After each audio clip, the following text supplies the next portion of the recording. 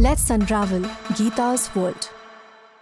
Hello and welcome. This is the 110th episode of Geeta's world.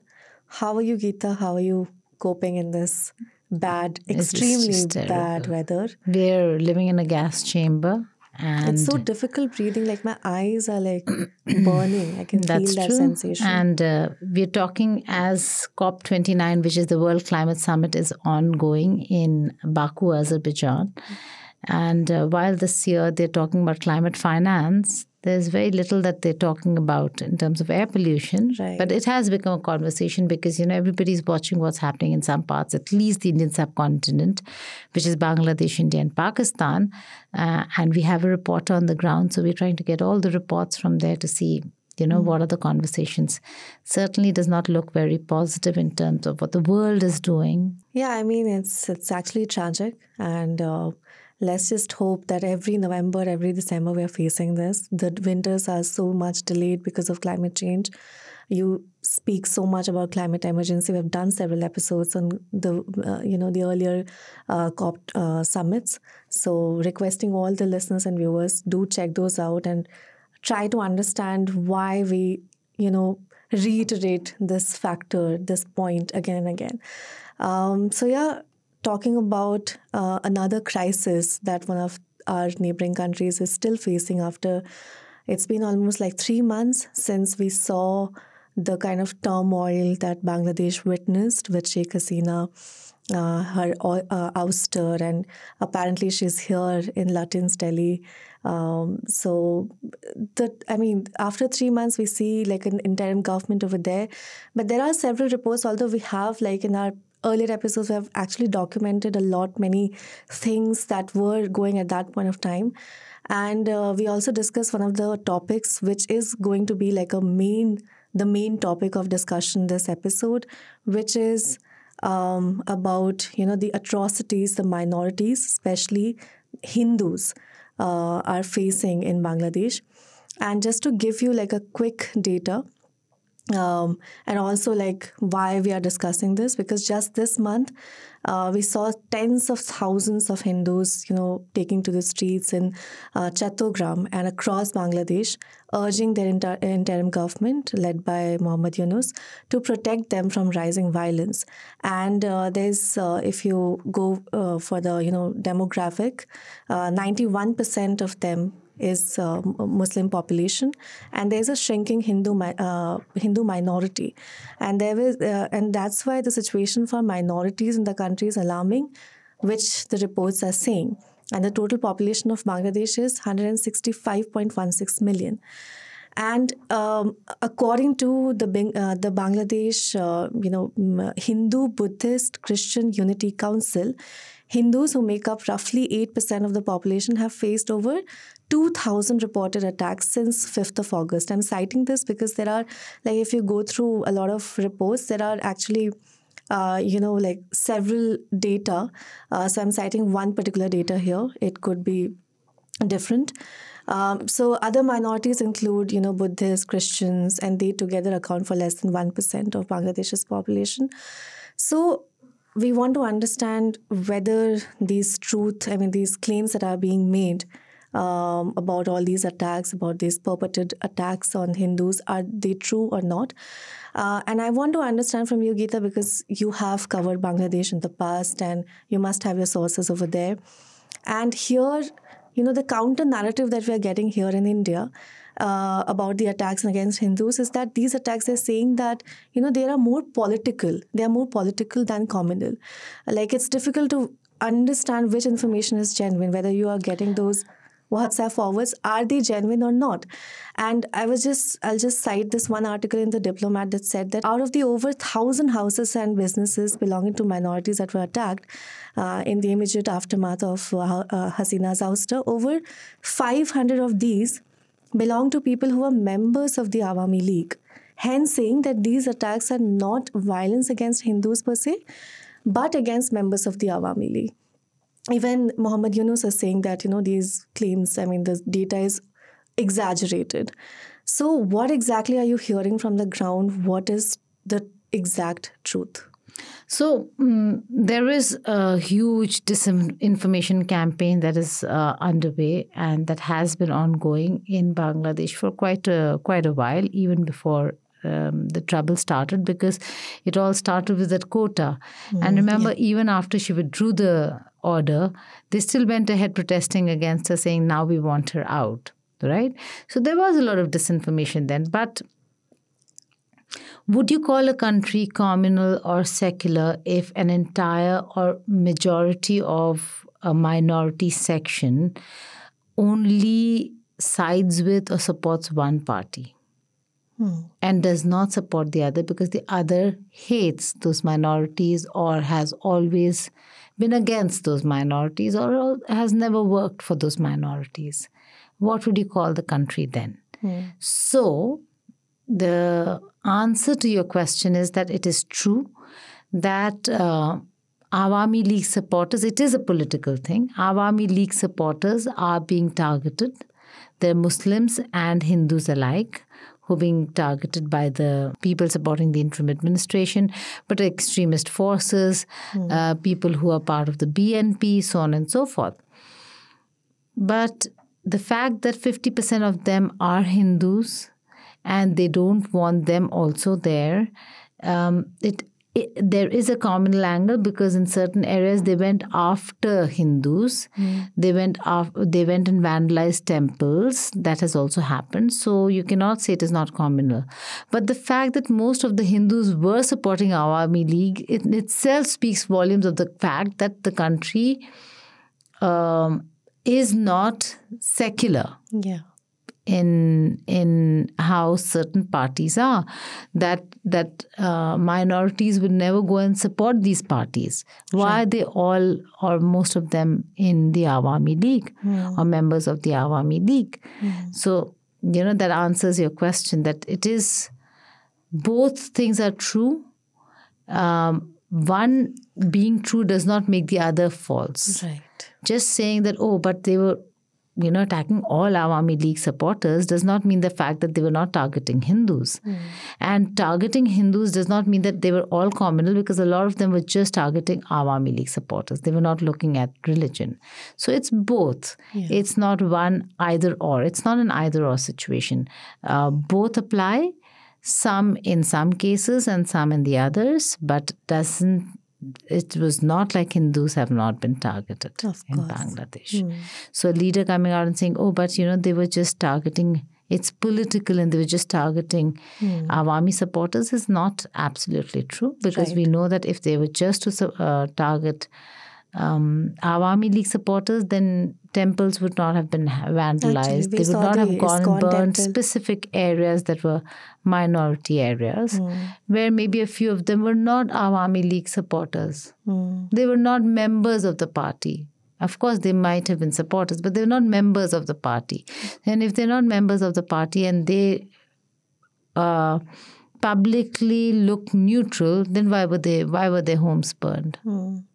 Burned down. So, yeah, that answers, many misconceptions and disinformation, misinformation that is floating. And to add to this, Geeta, there's an Awami League leader, Anwaruzzaman Chowdhury, who is also a former mayor of Sylhet.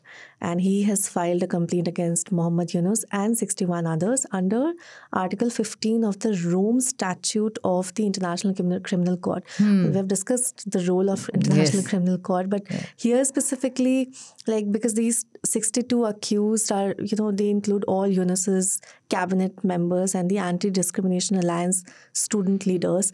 And he also did a live on Facebook and he posted that Awami League's, on Awami League's verified Facebook page. And he said that from 8th of August, in the name of the student movement, all leaders and workers of the Bangladesh Awami League and its various affiliates, Hindus, Christians, Buddhists, living in Bangladesh and the police force of Bangladesh have been the victims of brutal genocide. So he has, I think there's an 800 long, page document submitted to the ICC. So do you think, I want to understand how does this operate, if it goes to the International Court of criminal court, in Netherlands. How do they address this? Such a case which is like so prone to being, one-sided or the other sided. There's so much to uncover. So it's very interesting. The Rome Statute was actually adopted, and Bangladesh is a signatory. So once you're a signatory, you're obligated. Okay. And the jurisdiction of the ICC does fall. Bangladesh does fall within the ambit of the ICC jurisdiction because they signed and ratified the Rome Statute. Countries like India and China still haven't. Now, why is it so? Yeah. Because the Rome Statute was established for 4 international crimes, and we discussed it last time as well for some other story in some other episode that has to do with genocide, crimes against humanity, war crimes, and crimes of aggression. So if a minister has taken Bangladesh to the ICC, they will have to respond.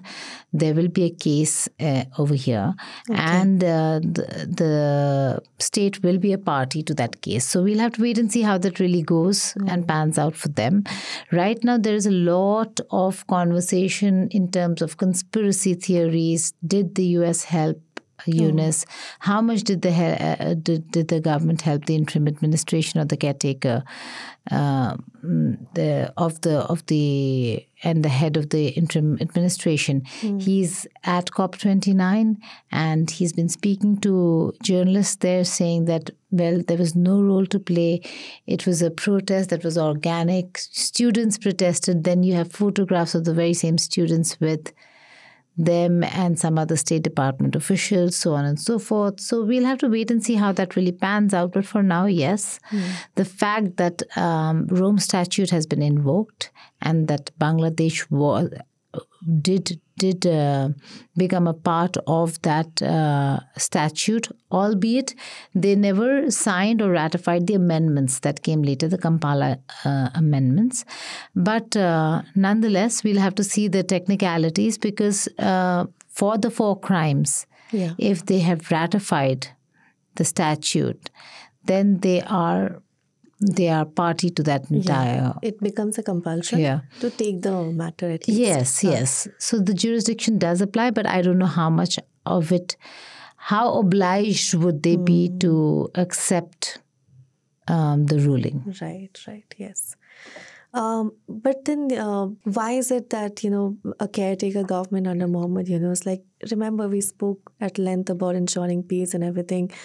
And holding elections. Holding elections, yes. So why is it that you can't control? People are running amok. They are vandalizing temples. They're burning temples down. They're, killing people, businesses. Attacking businesses of also. Minority community. Right. A lot of people will say, no, that was just Awami League supporters. But that too, Yeah. Businesses have been burnt. I had somebody who'd come over to India, and I said, how are things there? They said, in fact, and I'd mentioned this last time also, that one of a person we know from many, many years ago comes from Shantiniketan to sell saris, and he gets a lot of Dhaka. I had mentioned this last time also. Right. He said that the Dhakas are not coming because the handloom factories have been burnt down. How is it allowed? Yeah. That's what, why is it that to, restore peace, to restore order, it's getting so difficult for a caretaker government? Of course, there was a caretaker government. It would have gotten difficult, we know, but if it's just... Are they doing it in a way that to show that they really need to continue? Is this also projection for them to stay longer? Oh. Because everybody said, including the BNP, once this happened and the caretaker government was formed, they said, okay, now look at elections at the earliest. Because BNP has ground right now, it has momentum right now. What will happen is that if they continue, this momentum will fizzle out. There'll be other players who'd come in. And BNP will lose a lot, has a lot to lose if they keep waiting. In fact, they might start questioning whether this was a good idea at all and start looking at how Bangladesh was under Sheikh Hasina. And if that happens, then the Awami League stands a chance too. Right. Some leaders, if not everyone. Yeah. So there's a lot of politics at play over here. And I think the minorities have been made scapegoat in a certain way, in a certain manner, because everything is not forcefully done to only target minorities. It's true. But Awami League supporters are being targeted. Most of the minorities are Awami League supporters. Unfortunately, the majoritarian politics that is played out there is played by the BNP and the Jamaat, not by Awami League. Okay. So, unfortunately, we are seeing a situation where things are not in control. And that's exactly, I suppose, what Professor Yunus has been spelling out to the international community, that he will take time and that Bangladesh needs more time to settle down before elections are held. But when? When, yeah. When is the And question? how many people are going to live in fear until then? Right. That's an impending question, but I also want to know from you that were Hindus actually safer during the Awami League government? Because of course, I do believe they were safer. Because there are certain data. I mean, they can be accused of, as many parties are in other parts of the world, of appeasement politics, of saying that this was your vote bank, so you had to appease them. Okay. Otherwise, the other side will not consolidate behind you. Okay. So you have to play both ways. And another point that is striking, Geeta, that Bangladesh's state religion is Islam, but the Awami League government only calls it a secular country. Yeah, it reintroduced secularism, right, to the preamble in 2011. And now there's another minister who is our Attorney General. No, I think there are legal officials who are saying that they want secularism, the word secularism, to be retracted. Retract secularism, and you needn't. So Sheikh Mujibur Rahman's contribution to the liberation of Bangladesh is well known. Yeah. He doesn't have to be called father of the nation. That goes against the grain of the constitution itself. Right. So these are the two demands. Wow. No, but then I want to understand that because, like, of course, be honest, secularism, how that word is tainted here in India, how the world but for perceives everyone it. who says that it is a very good word, what will you tell your children? That secularism is a bad word? That's what, like, it's... How do you tell the future generations what secularism is? Yeah. Secularism has only two meanings. Either not recognizing religion as part of state at all, or recognizing all religions as equal. There is no other. There's no other definition of it. I prefer keeping it out and in your personal space completely. But even if you're recognizing it, recognize all as equal. And that's the only way it works.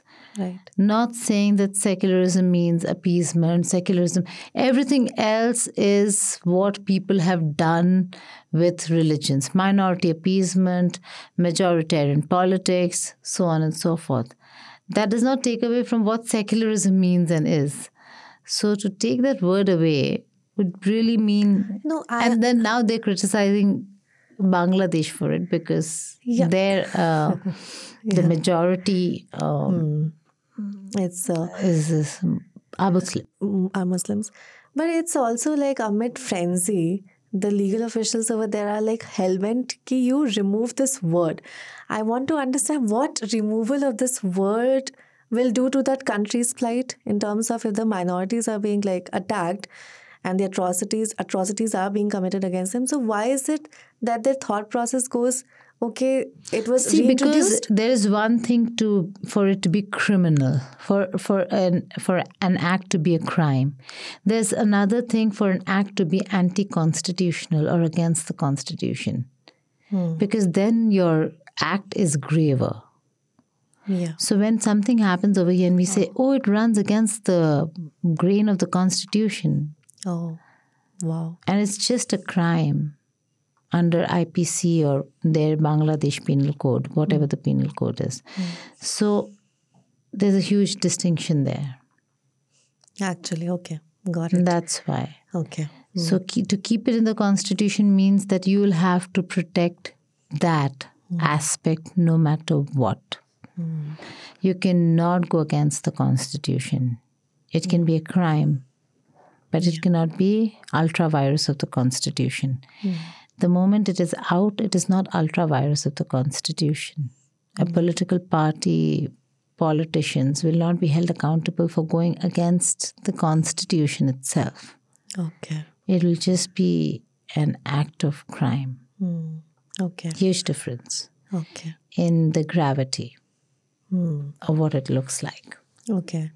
And since we're talking about certain words that become very controversial in the popular discourse, one of the words is Razakaar, which, we have discussed that. I think Sheikh Hasina got really, it was one of the main reasons that, we saw such a popular But you shouldn't unrest. have. This is not a word you use for students and you think you can get away with it. She's made a lot of mistakes. And to begin with the fact that you always had a system of interim government when your term gets over for fresh elections to be conducted. She didn't have an interim government. She thought she can go on doing the same thing. And BNP will continue boycotting and she'll keep sweeping elections. And she thinks that that's the way to do it. Yeah. No, but This term taught her that that is not how it's going to be accepted anymore. no, but I think I asked one of my fellow colleagues also, and he said that, does Razakaar have a religion? Like, if you go back to its history and try to understand, it literally means traitor, right? And she used it in that context. She said that if the grandchildren of freedom fighters do not receive quota benefits, who would get it? The grandchildren of Razakaars. And that became like a slogan. The students protested saying, who are you? She Who shouldn't am have I? said that Razakaar, because the Razakaar. protesters and the ones who were protesting were just students. Just students. So they said that, you mean the ones who are not getting asked, we are Razakaars or Right. children of Razakaars. Exactly. And if we go by the etymology of the word, it means volunteers, and it's like considered derogatory in Bangladesh because it refers to the people who supported the Pakistan's military, right? Yes. During that Yes. Bangladesh Liberation War in 1971.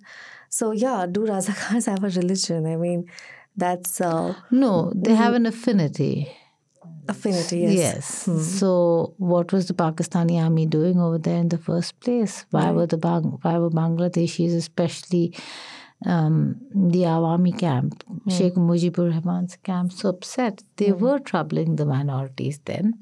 It's not like the minorities were having a great time. They were trying to consolidate the Muslims, radical Muslims of Bangladesh, so that, again, there was politics over there at play, because should there have been elections in Bangladesh, given the density of population in Bangladesh, in East Pakistan and West Pakistan, it would have been Sheikh Mujibur Rahman who would have been Prime Minister of Pakistan. You think West Pakistan would have ever accepted that? So they did not want a situation where we have Sheikh Mujibur Rahman as the Prime Minister, a Bengali man, Prime Minister of Pakistan. Unacceptable, right? So there was a reason why the Pakistani army was treating, and they always treated East Pakistanis, the Bengali lot, like second-class citizens. Yeah. And only the radical, extreme, the ones with extreme views were siding with the Pakistani army. The rest were secular. They wanted rights for minorities. Pakistani army was not doing that. In fact, minorities were really, you should read books of what happened during the time that it was East Pakistan, by West Pakistan, right? And especially during the Liberation War. They were particularly targeted, the minorities. So when you're saying Razakaars, they might not have a religion, but they did have an affinity. Which is why they were called traitors. Yes, exactly.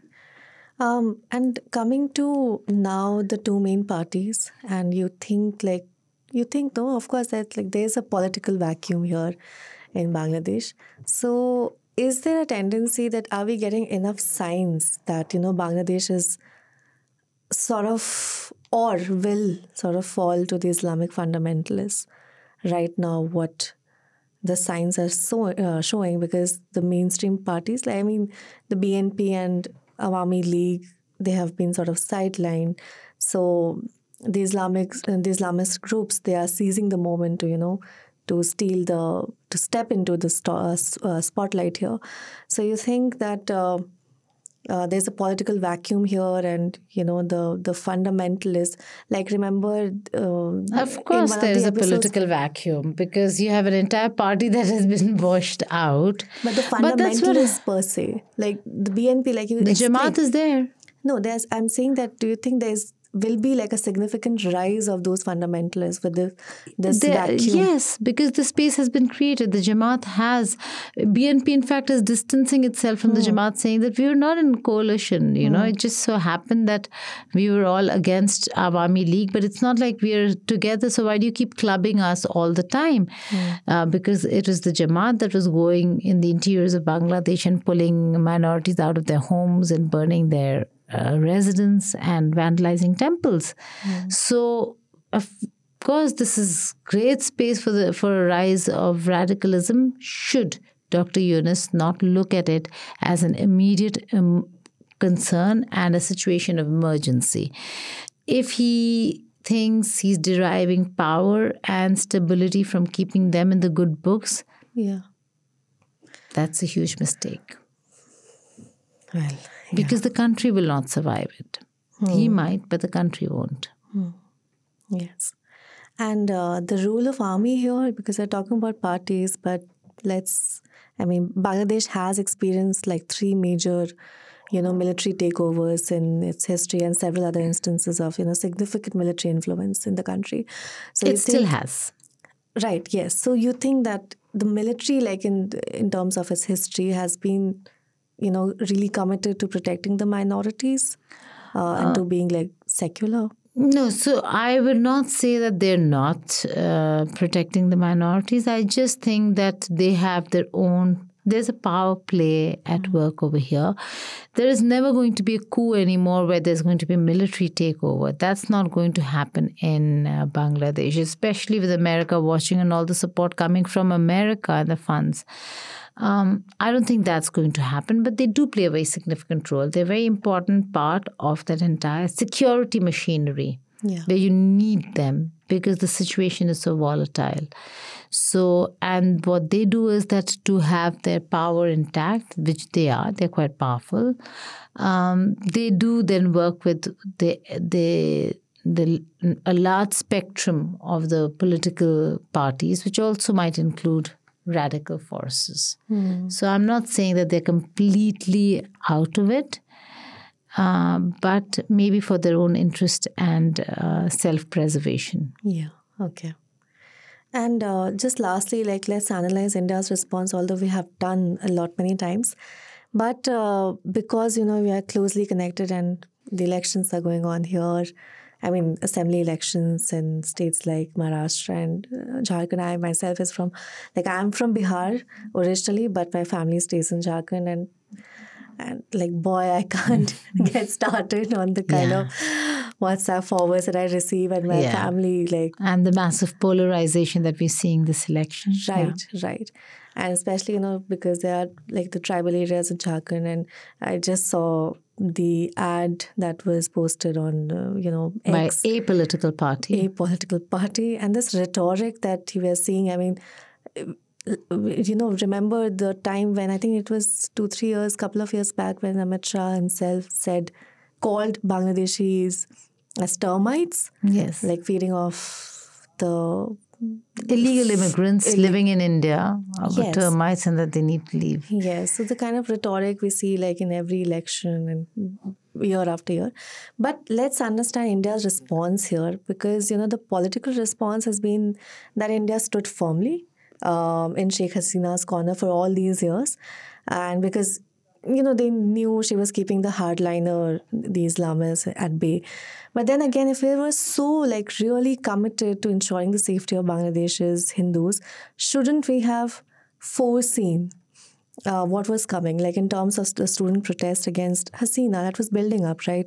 And then the army turning on Hasina and asking her to leave. So if something of this magnitude was going to happen in Bangladesh, then surely our intelligence, should have picked it up, at least warned us that, this was going to happen. And right now, it doesn't seem India was prepared for her ouster, because in terms of optics and all, this entire episode has actually made India look really bad to the Bangladeshis.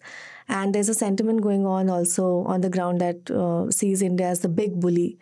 So, their interim administration is also now publicly calling on India to extradite Hasina. We have done an episode, who apparently is living in Lutyens, Delhi. But what do you think of the role of Indian intelligence here? Do you think we missed the mark? To begin with, no matter who would have been in government in India, in New Delhi, whether it's Modi or Manmohan Singh, we would have supported Sheikh Hasina tooth and nail. She has been very good for India. She has been a very importantly secular voice. Under her, minorities did feel safe and protected. If that's a concern for India, then yes, they were, the Hindus. But more importantly, Bangladesh as a neighbor and our doorway to ASEAN and Southeast Asia is a very important country for India. We have had very important projects, connectivity projects through Bangladesh. A country that managed to balance ties between India and China. So they have good ties with China, but they never did anything to the extent that India would get riled. They always kept Indian interests ahead, even while they were looking at their own national interests. So why should India not be helping? Was there an intelligence failure? I do think there was an intelligence failure, although they kept saying that things are escalating. They were reporting home. Nobody thought that there would be a situation where protesters will reach her residence and that she will have to, in 45 minutes, I think was the time given to her, without her belongings, would have to leave her residence. So yes, there was a massive failure in understanding the real situation on the ground. That something was up and she was going to be ousted in the manner in which she was. To the extent that the call came from the army chief saying that you will have to leave, you're sending a copter, you see, and then not knowing where to go. So where else should she have gone? And would it have looked good after all the help that she provided India with, whether it is controlling the extremists, the separatists, so on and so forth, who in the erstwhile era of Zia, Khalida Zia, would have all the safe havens in Bangladeshi territory. She ensured that all that was done away with. And we had a very safe Northeast. So it's only natural for anybody sitting in New Delhi to help Sheikh Hasina. She's sitting here, yes. Does she have options to go anywhere else? I don't think so. Although on the record officially they say they have not asked for asylum anywhere. But I do know that they must be looking at countries, weighing their options where she can be safe also. So if she goes to a country like US and UK, they're not going to provide her so much of protection, right? Yeah. But there are so many BNP supporters there. What if there's a massive threat to her life? And she does not want to go and stay there. So they're weighing all their options in terms of security for her as well, for her life. And for now, it just seems like sitting in a safe space. I don't know whether it's Lutyens Delhi or not. These are just reports. But sitting in a safe space. She's surely not in Hindon Air Base. So yes, she is in a safe space in one of the protected high security zones of Delhi, which certainly would fall in that category, but we do not know exactly where. And it's only fair that we give her that space. Right. Now, there would be extradition requests that will come. Let's see. Because that extradition request has to be backed with some concrete proof of illegality, criminality, why she's wanted in Bangladesh, so on and so forth. So, again, all this is up in the air. For now, what we do know is that anybody who's saying that there isn't an agenda against minorities by certain quarters in Bangladesh, but nobody in Bangladesh is wrong. It's not everybody, but yes, there are certain quarters that are working against minorities. And in that case, Hindus. Yes, right. I think we'll put an end on that note, Geeta. Thank you so much for clearing all the misconceptions. And there are a lot to actually analyze, because countries like Bangladesh, which especially, looking at with an Indian perspective, there are a lot many things that we probably overlook or don't really want to understand. Just look at certain thing with like a colored, glasses, or like a preconceived notion. I think it's important to look at both sides, like Geeta explained. So thank you so much for that. And to all the listeners and viewers who stayed till the end and, learn from the conversation, please let us know. We do a lot of research, so that we try to bring you like the solid information and solid input from Geeta. So thank you, and keep sending your feedback on 8588966996, or you could also email us on pods@indiatoday.com. Thank you so much.